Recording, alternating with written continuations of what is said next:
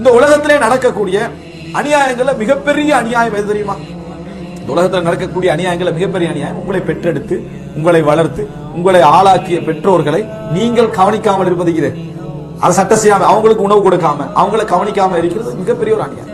இஸ்லாத்துடைய பார்வையில் பெற்றோர்களுடைய திருப்தியை பெறாதவர் சொர்க்கம் நுழைய மாட்டார், அவர் வெற்றி பெற மாட்டார். அவர் பெற்றோருடைய திருப்தி எவருக்கு கிடைக்கலையோ அவன் என்ன செய்ய மாட்டான், வெற்றி பெற மாட்டான். ரசூலுல்லாஹி ஸல்லல்லாஹு அலைஹி முஹம்மது ஸல்லல்லாஹு அலைஹி வஸல்லம் ஒரு செய்தி சொல்றாங்கன்னு சொன்னா, பெற்றோர்களுடைய திருப்தியில் தான் படைத்தவனுடைய திருப்தி என்ன செய்வது இருக்கிறது. பெற்றெடுத்த தாய் தந்தை நீ மதிக்காதண்டா, உன்னை படைச்சதை காணாத கடவுளை நீ மதிக்கவே மாட்டேன். உன்னைய படைச்சதை கண் முன்னால பெற்றெடுத்தது யாரு?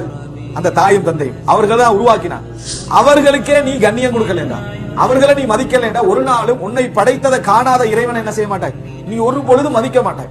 அதனால் அவர்களுடைய திருப்தியை நீ பெறலண்டா, எனது திருப்தியை நீ என்ன செய்ய மாட்டாய், பெற மாட்டாய். இஸ்லாம் என்ன செய்தி சொல்லுது.